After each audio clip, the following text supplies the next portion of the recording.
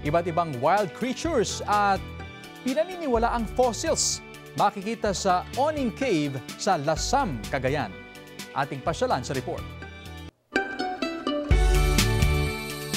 Coral fungi, milk cap mushroom, scarlet cap fungi, polypore fungus. Ilan lamang ito sa mga klase ng exotic food na maaari ring gawing gamot ang makikita sa Oning Cave sa barangay Sicalao, Lasam, Cagayan, ang tinaguriang last ecological frontier ng bayan. Hindi raw madaling mapasok ang kuweba.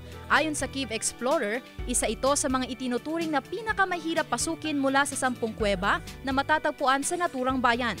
Nakita po natin na ito yung pinakamasikip at pinakamakipot po na kuweba dun sa 10 kuweba na matatagpuan sa ating bayan.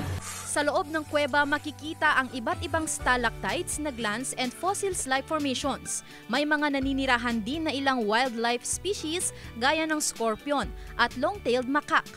May mga nakita ring eggshells ng hindi pa malamang hayop. Nakamamangha rin ang mga makikitang gills formation at prehistoric trilobite fossil na hinihinalang mula pa sa Paleozoic era. Hindi po tayo sure doon kasi hindi naman po tayo eksperto or connected sa paleontology or archaeology. So maaaring pwede po tayong magpasama sa mga eksperto upang makita po talaga yung kung ano po yung mga nakita natin sa loob kasi they resemble as parang mga animal remains. Ipinangalan sa isang lokal ang kuweba na pinaniniwala ang unang nakapasok rito. Sa likurang bahagi ng kuweba, matatagpuan ang isang ilog. Bagamat wala pang nakakasubok pero ito raw ang lagusan upang mapasok ang main chamber ng kuweba. Hanggang sa ngayon, patuloy pa rin ang pagdiskubre sa lugar upang malaman at masuri ang mga nakamamanghang matatagpuan sa loob ng kuweba.